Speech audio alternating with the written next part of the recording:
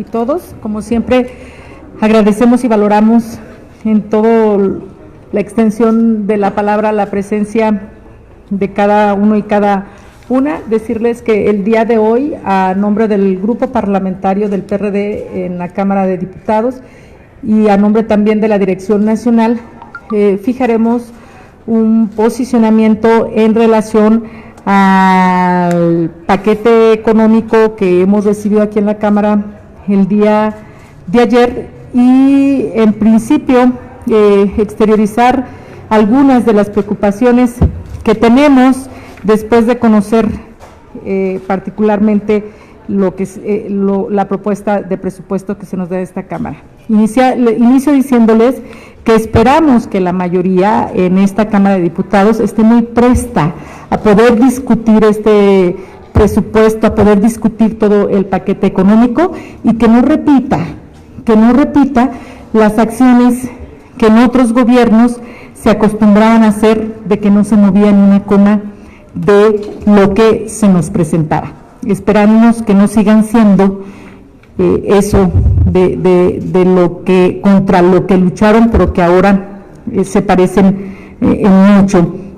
Y decirles que después de la disminución que vimos en la producción petrolera del 18.2, del estancamiento económico que se tiene, en donde no tenemos crecimiento, como todas y todos ustedes saben, en donde no hay donde hay un retroceso en lo que tiene que ver con el impuesto valor agregado del 1.7%, y de una vez que nos han comentado que lo que se distribuye es el 40% de los dineros, esperemos que este 40% se haga la mejor distribución. Y miren ustedes, se recabaron en el presupuesto del 2019, se decía que se requerían recabar 5.8 billones para poder alcanzar los objetivos, y todo el mundo sabemos a estas alturas que no se alcanzó a realizar esta recaudación, y que ahora lo que se aspira es a tener una recaudación del 6.1 billones de pesos, lo que nos parece poco creíble, porque si en el 2019 no se pudo recaudar 5.8 billones, no alcanza, en verdad, desde nuestra opinión, el poder tener 6.1 billones solamente con lo que se dice que se puede hacer con el asunto de las facturas, con el asunto de la aprobación de condonaciones, con estos nuevos impuestos que también hay que decirlo. Dicen que no habrá impuesto, claro que va a haber impuestos con lo que tiene que ver con las empresas de servicio digital, de las plataformas digitales, lo que tiene que ver con los ahorros bancarios, lo que tiene que ver con los arrendamientos, con las plataformas en transporte, y lo que tiene que ver con refrescos, tabaco y alcohol.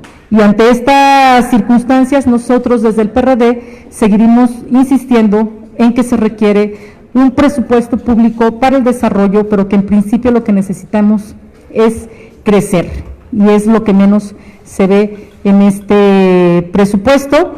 Y lo que nosotros requerimos es que, si es importante el asunto de invertirle al más grave problema que tenemos, que es la seguridad pública, y que ellos han priorizado el asunto que tiene que ver con Pemex y lo que tiene que ver con sus proyectos de ellos prioritarios. Pero nosotros desde el PRD decimos que lo que debe de ser prioritario es que existan los recursos necesarios para garantizar la reforma que hicimos en educación, que deben de existir los recursos necesarios para que en el sector salud no vuelva a existir ningún desabasto, ni que haya falta de dineros para pagarle al personal. Lo que debe de existir son recursos para la ciencia, la tecnología, el campo, el deporte, la cultura, y que lo que vemos en un principio pues no está reflejado en este presupuesto. Yo voy a dejar en el uso de la palabra para hacer distintos comentarios a nuestro compañero Ángel Ávila de la Dirección Nacional, y enseguida le daré el uso de la palabra a nuestro compañero Antonio Ortega, quien en esta discusión estará jugando un papel preponderante en virtud que es nuestro representante, tanto secretario en la Comisión de Hacienda e integrante de la Comisión de Presupuesto. Ángel. Muchas gracias, coordinadora. Pues decir muy claramente que a nombre del Partido de la Revolución Democrática, este presupuesto que fue presentado el día de ayer es un presupuesto absolutamente fracasado. Es un presupuesto que no atiende las causas más importantes del desarrollo económico. Es un presupuesto que es continuista del presupuesto que se aprobó y que se impuso con las mayorías artificiales que impuso el partido oficialista Morena y que hoy tiene a México en el estancamiento económico. Este año vamos a crecer 0% y eso tiene que ver con el presupuesto que se aprobó en esta Cámara hace casi un año. Nosotros les dijimos en ese momento, construyamos un presupuesto en el que estemos de acuerdo todas las fuerzas políticas, construyamos un presupuesto donde no haya mayoriteos, construyamos un presupuesto en donde lleguen los recursos a los gobernadores, por supuesto al gobierno federal, a los presidentes municipales y a los niveles de gobierno y a los órganos autónomos. Ellos y su mayoría oficialista, el Partido Morena, impuso el presupuesto que hoy estamos viendo. Hoy faltan medicamentos y faltan médicos en los hospitales, hoy no hay apoyo al CONACYT, hay cada vez más estudiantes mexicanos menos en el extranjero, hoy no hay apoyo a los deportistas, hoy no hay seguridad, hoy faltan muchísimas cosas, hoy no hay empleo, se ha perdido casi la mitad del empleo en estos últimos meses. Lo que nosotros decimos es que este presupuesto tiene los mismos errores que el presupuesto pasado. Por ejemplo, el rubro más que fue más golpeado en el presupuesto que se presentó ayer, el tema del campo. Hay una reducción de casi 35% de recursos de apoyo al campo, más de 20,000 millones de pesos que no se van a destinar al campo. Vamos a ver, y les vaticino, el mayor número de marchas de campesinos de todo el país exigiendo recursos para que el campo no esté abandonado. Hoy no hay recursos para el turismo. El turismo lo habíamos convertido en una de las industrias que más dólares generaba para este país, una industria que no contaminaba y que generaba muchos empleos. Hoy, con la cancelación del Consejo Mexicano de Promoción Turística y con la mitad de los recursos del turismo yéndose al Tren Maya, que además no conocemos ni siquiera los estudios de impacto ambiental, no conocemos la opinión de varios de los pueblos más importantes indígenas por los que va a pasar. Hoy lo que decimos es, no va a haber apoyo al turismo y va a haber menos empleo. Y lo más importante, este presupuesto no va a generar condiciones de confianza a los inversionistas. Este presupuesto deja de invertir en infraestructura, que es uno de los rubros más importantes para que haya desarrollo, para que haya inversión. Este presupuesto para lo único que va a alcanzar es para los programas sociales electorales del presidente de la República, a los cuales el PRD ya presentó ante el Instituto Nacional Electoral una denuncia por la utilización de estos programas sociales con fines electorales. Y el Instituto Nacional Electoral nos dio la razón y ha dictado medidas cautelares para que no se haga promoción personalizada a través de estos programas. Hoy vemos cómo se le siguen dando dinero al programa Jóvenes Construyendo el Futuro, cuando lo que vemos es que es un programa opaco, que no tiene padrones confiables, que ni siquiera están expuestos a la opinión pública y que no sabemos a dónde se está fugando esos miles de millones de pesos. No lo digo yo, lo dicen varios estudios de las organizaciones de la sociedad civil, uno de los programas más opacos, y este año le quieren dar 25,000 millones de pesos. Entonces, para ser muy claro y contundente, si queremos que en México haya empleo, haya inversión, que haya crecimiento económico, necesitamos cambiar radicalmente este presupuesto, y que en lugar de irse a las obras faraónicas del Tren Maya, o de la refinería, o de las ampliaciones a Santa Lucía, se vaya este presupuesto a ciencia y tecnología, que se vaya a educación, que vaya al turismo, que vaya al campo, que genere empleos y sobre todo que genere confianza para que haya crecimiento económico y entonces ahora sí el presidente tenga que repartir, porque no escatimamos que al presidente le guste distribuir bien el ingreso, pero si no hay crecimiento económico, pues no sé qué va a repartir, si hoy estamos creciendo al 0%. La propuesta y la posición del PRD va a ser esa. Este presupuesto tiene que redirigirse radicalmente y ojalá, como dice la coordinadora Verónica Juárez Piña, ojalá este año sí haya oídos abiertos. Hacemos este llamado al partido oficialista, al partido del régimen, de que de verdad quiera construir un presupuesto de consensos y no volver a imponer su mayoría para volver a tener los pésimos resultados que estamos teniendo con el presupuesto de este año. Muchas gracias.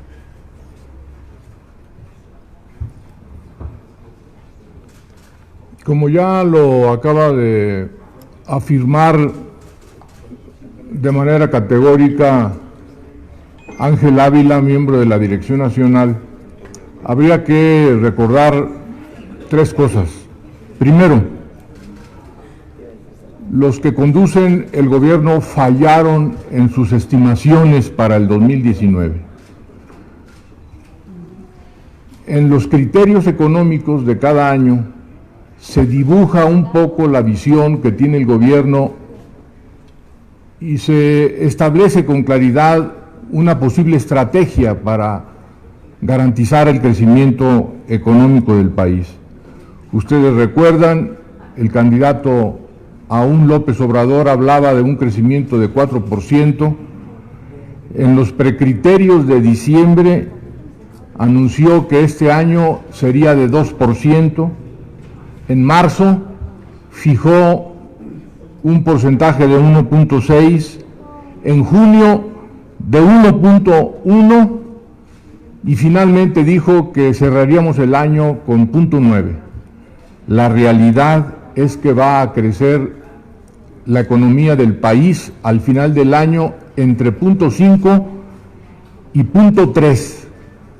Cifras y datos anunciados por el Banco de México, por el INEGI, por las calificadoras, por la OCDE, prácticamente todas las instituciones que miden el crecimiento económico de México definieron que estaremos entre el 0.3 y el 0.5.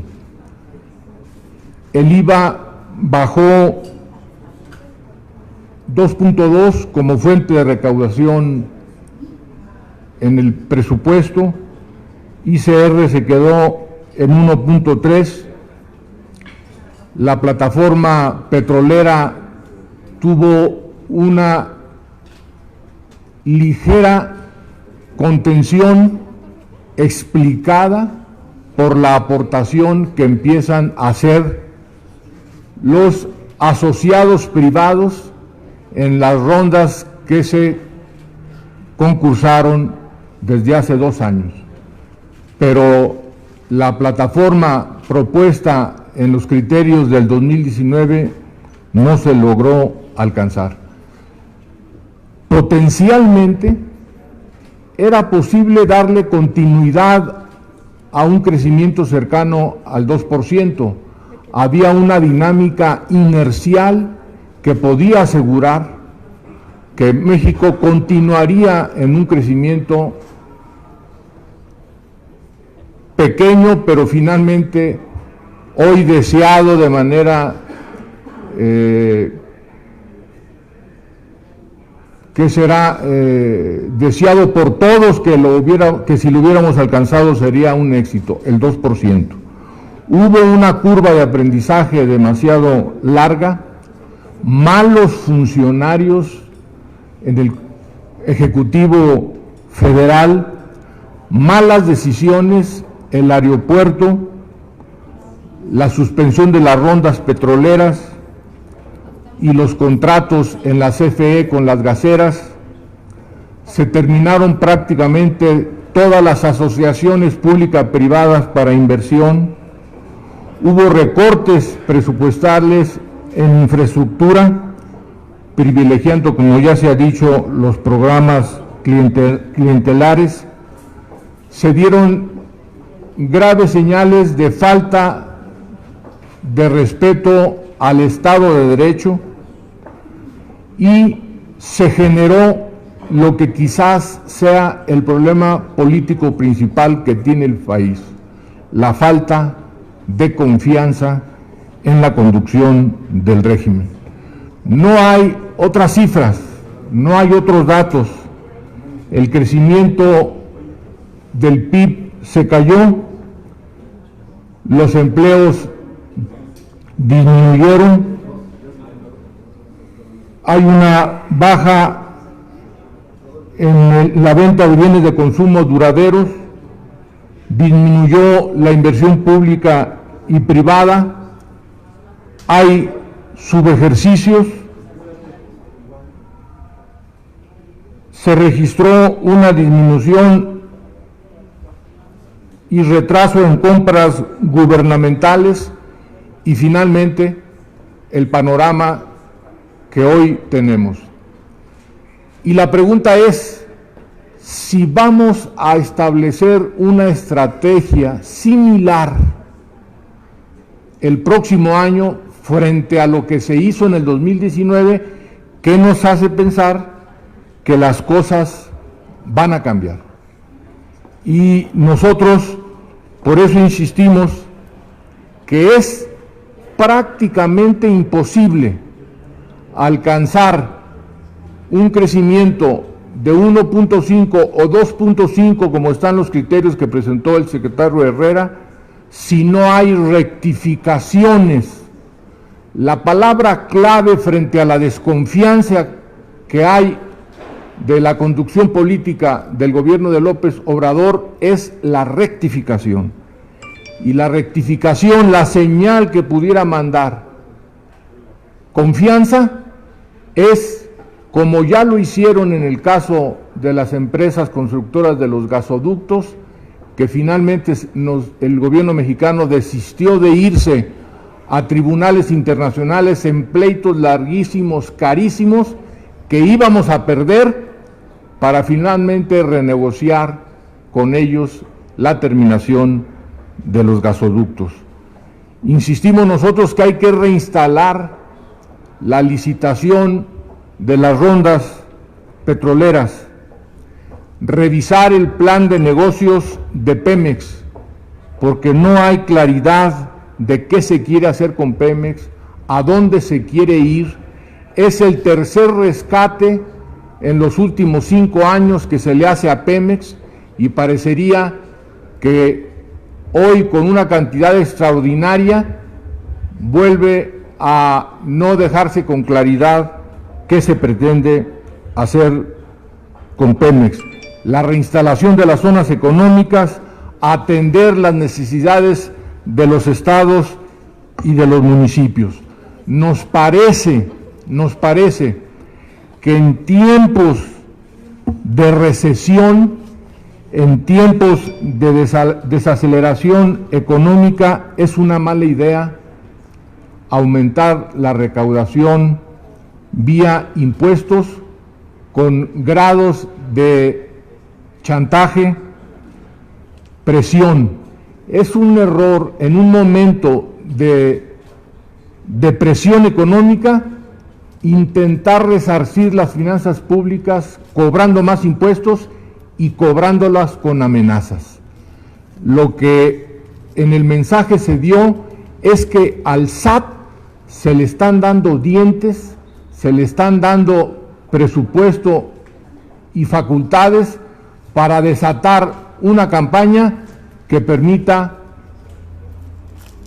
generar recursos por la vía, repetimos nosotros, del terrorismo fiscal. ¿Saben ustedes que Prodecon ya tiene